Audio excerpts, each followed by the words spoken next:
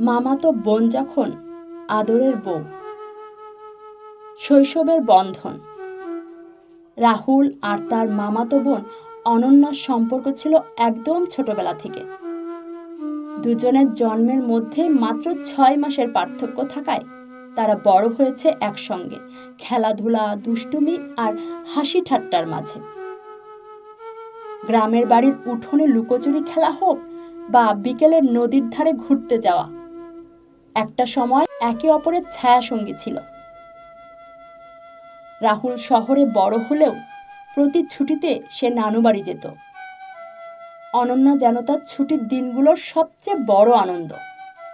তার সাথে আম গাছের নিচে বসে গল্প করা, ভেলায় চড়ে নদী পেরোনো, সব কিছুই যেন এক রঙিন স্মৃতি।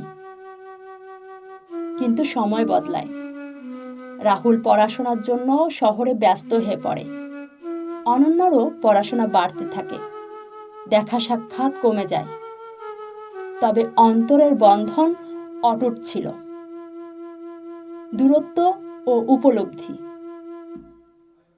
সময়ের পরিক্রমায় তারা দুজনই বড় হয়েছে। কলেজে ওঠার পর রাহুলের জীবন ব্যস্ত হয়ে পড়ে। শহরের ব্যস্ততা, পড়াশোনা, নতুন বন্ধু, সব মিলিয়ে নানু বাড়ি যাওয়া কমে যায়। অনন্যার সাথে কথা বলা কমে, কিন্তু মনের মধ্যে একটা শূন্যতা ঠিকই থেকে যায়। একদিন মা জানালেন অনন্যার বিয়ের কথা চলছে। রাহুল শুনে চমকে ওঠে। তার মন কেমন যেন ভারী হয়ে যায়। সে বুঝতে পারে শৈশবের সেই বোনটি যে তার ছায়াসঙ্গী ছিল, এখন অন্য এক জীবনে প্রবেশ করতে যাচ্ছে। সে সিদ্ধান্ত নেয় অনন্যার সাথে শেষবারের মতো খোলামেলা কথা বলবে। সে যখন নানুবাড়ি পৌঁছায়, দেখে অনন্যা আগের মতোই হাসছে, কিন্তু তার চোখে এক অজানা কষ্ট লুকিয়ে আছে। রাহুল জিজ্ঞেস করল, তুই খুশি তো? অনন্যা একটু হেসে বলল, সবাই যেমন খুশি থাকার কথা বলে, আমিও তেমনই আছি। এই উত্তরে রাহুল বুঝে যায় তার বোনের মন আসলে কথা বলছে না।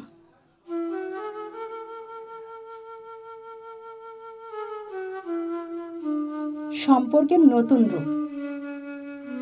অনন্যার বিয়ে হয়ে যায়। রাহুল আবার ফিরে যায় শহরে। সম্পর্কের নতুন রূপ। অনন্যার বিয়ে হয়ে যায়। রাহুল আবার ফিরে যায় শহরে। কিন্তু এবার তার মনে কেমন যেন একটা শূন্যতা অনুভব হতে থাকে। একদিন হঠাৎই ফোন বাজে। অনন্যা কল করেছে। কি করছিস রাহুল? কিছু না, তুই কেমন আছিস? ভালো আছি। তুই কেমন আছিস সেটা জানার ইচ্ছা হলো, তাই ফোন দিলাম।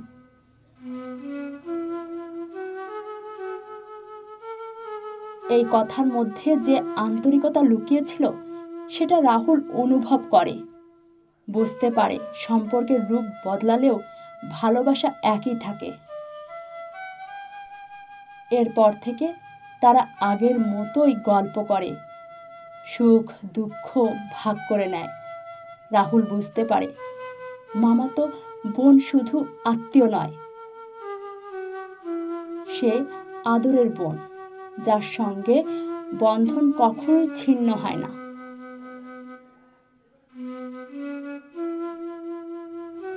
মামাতো বোন যখন আদরের বউ। শৈশবের বন্ধন। রাহুল আর তার মামাতো বোন অনন্যার সম্পর্ক ছিল একদম ছোটবেলা থেকে। দুজনের জন্মের মধ্যে মাত্র 6 মাসের পার্থক্য থাকায় তারা বড় হয়েছে একসঙ্গে, খেলাধুলা, দুষ্টুমি আর হাসি ঠাট্টার মাঝে।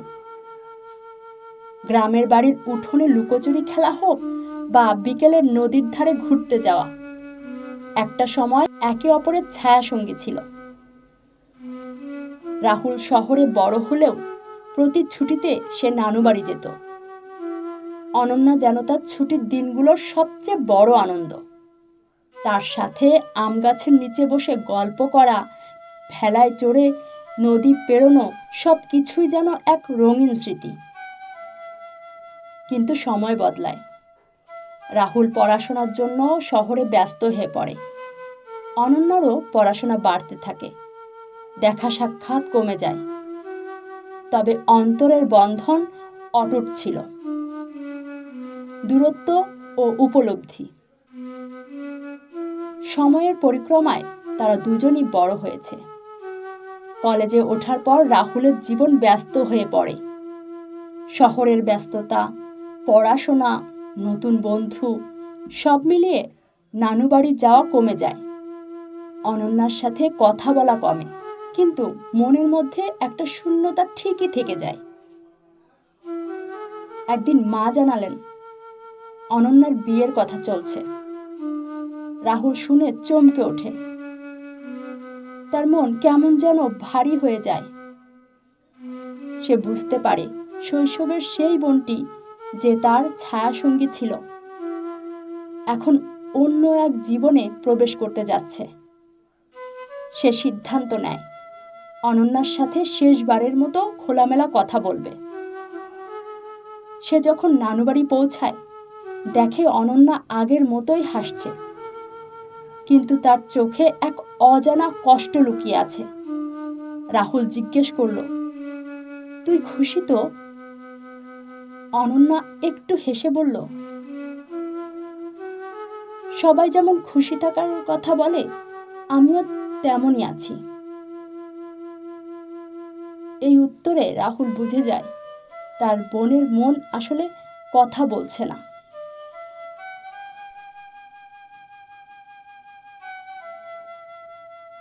সম্পর্কের নতুন রূপ। অনন্যার বিয়ে হয়ে যায়। রাহুল আবার ফিরে যায় শহরে। সম্পর্কের নতুন রূপ। অনন্যার বিয়ে হয়ে যায়। রাহুল আবার ফিরে যায় শহরে। কিন্তু এবার তার মনে কেমন যেন একটা শূন্যতা অনুভব হতে থাকে। একদিন হঠাৎই ফোন বাজে। অনন্যা কল করেছে। কি করছিস রাহুল? কিছু না, তুই কেমন আছিস? ভালো আছি। তুই কেমন আছিস সেটা জানার ইচ্ছা হলো, তাই ফোন দিলাম।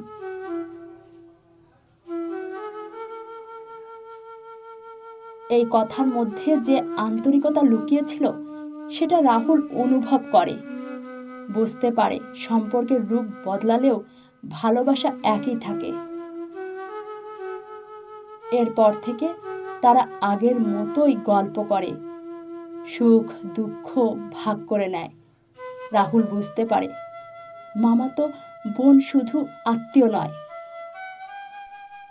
সে আদরের বোন, যার সঙ্গে বন্ধন কখনোই ছিন্ন হয় না।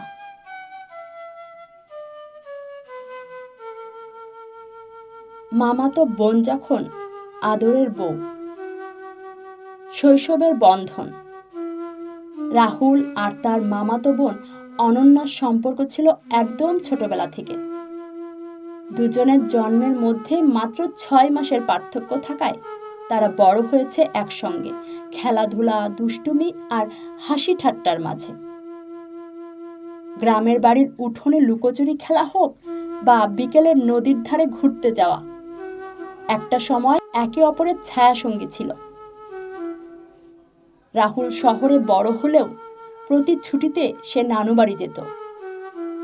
অনন্যা যেন তার ছুটির দিনগুলোর সবচেয়ে বড় আনন্দ।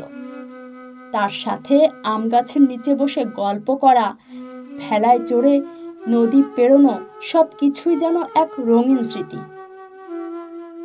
কিন্তু সময় বদলায়। রাহুল পড়াশোনার জন্য শহরে ব্যস্ত হয়ে পড়ে। অনন্যারও পড়াশোনা বাড়তে থাকে, দেখা সাক্ষাৎ কমে যায়। তবে অন্তরের বন্ধন অটুট ছিল। দূরত্ব ও উপলব্ধি। সময়ের পরিক্রমায় তারা দুজনই বড় হয়েছে। কলেজে ওঠার পর রাহুলের জীবন ব্যস্ত হয়ে পড়ে। শহরের ব্যস্ততা, পড়াশোনা, নতুন বন্ধু সব মিলিয়ে নানু বাড়ি যাওয়া কমে যায়। অনন্যার সাথে কথা বলা কমে, কিন্তু মনের মধ্যে একটা শূন্যতা ঠিকই থেকে যায়। একদিন মা জানালেন অনন্যার বিয়ের কথা চলছে। রাহুল শুনে চমকে ওঠে। তার মন কেমন যেন ভারী হয়ে যায়। সে বুঝতে পারে শৈশবের সেই বোনটি যে তার ছায়াসঙ্গী ছিল, এখন অন্য এক জীবনে প্রবেশ করতে যাচ্ছে। সে সিদ্ধান্ত নেয় অনন্যার সাথে শেষবারের মতো খোলামেলা কথা বলবে। সে যখন নানুবাড়ি পৌঁছায়, দেখে অনন্যা আগের মতোই হাসছে, কিন্তু তার চোখে এক অজানা কষ্ট লুকিয়ে আছে। রাহুল জিজ্ঞেস করল, তুই খুশি তো? অনন্যা একটু হেসে বলল, সবাই যেমন খুশি থাকার কথা বলে, আমিও তেমনই আছি। এই উত্তরে রাহুল বুঝে যায় তার বোনের মন আসলে কথা বলছে না।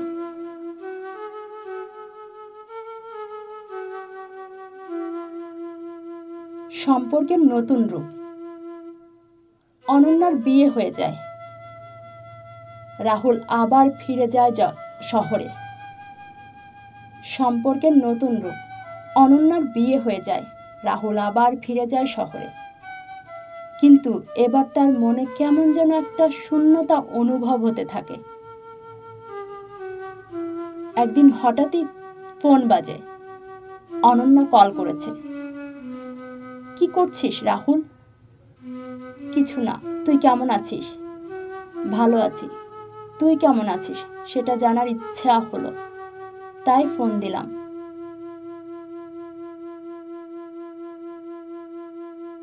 এই কথার মধ্যে যে আন্তরিকতা লুকিয়েছিল সেটা রাহুল অনুভব করে। বুঝতে পারে সম্পর্কের রূপ বদলালেও ভালোবাসা একই থাকে। এরপর থেকে তারা আগের মতোই গল্প করে, সুখ দুঃখ ভাগ করে নেয়। রাহুল বুঝতে পারে মামাতো বোন শুধু আত্মীয় নয়, সে আদরের বোন, যার সঙ্গে বন্ধন কখনোই ছিন্ন হয় না।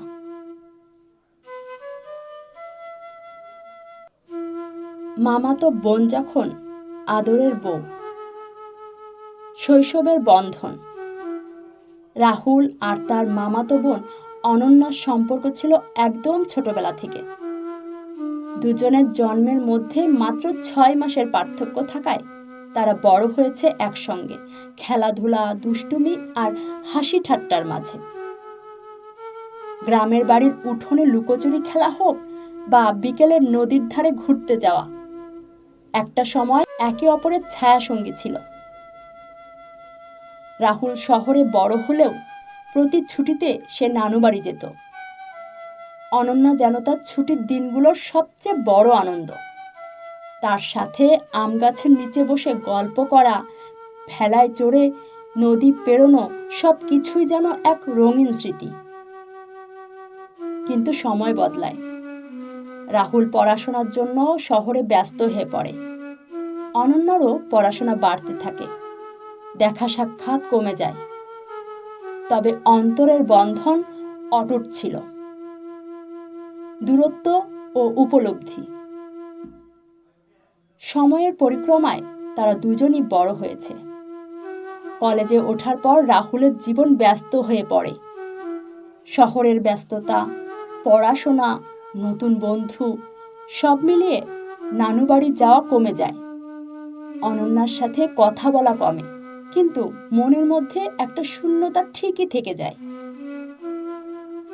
একদিন মা জানালেন অনন্যার বিয়ের কথা চলছে। রাহুল শুনে চমকে ওঠে। তার মন কেমন যেন ভারী হয়ে যায়। সে বুঝতে পারে শৈশবের সেই বোনটি যে তার ছায়াসঙ্গী ছিল, এখন অন্য এক জীবনে প্রবেশ করতে যাচ্ছে।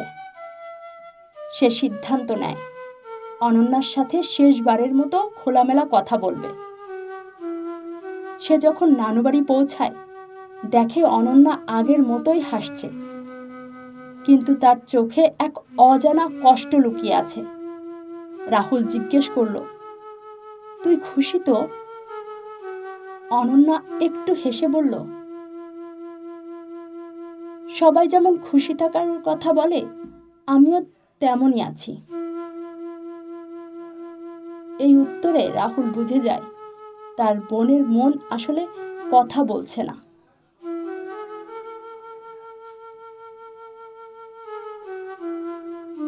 সম্পর্কের নতুন রূপ। অনন্যার বিয়ে হয়ে যায়। রাহুল আবার ফিরে যায় শহরে। সম্পর্কের নতুন রূপ। অনন্যার বিয়ে হয়ে যায়। রাহুল আবার ফিরে যায় শহরে। কিন্তু এবার তার মনে কেমন যেন একটা শূন্যতা অনুভব হতে থাকে। একদিন হঠাৎই ফোন বাজে। অনন্যা কল করেছে। কি করছিস রাহুল? কিছু না, তুই কেমন আছিস? ভালো আছি। তুই কেমন আছিস সেটা জানার ইচ্ছা হলো, তাই ফোন দিলাম।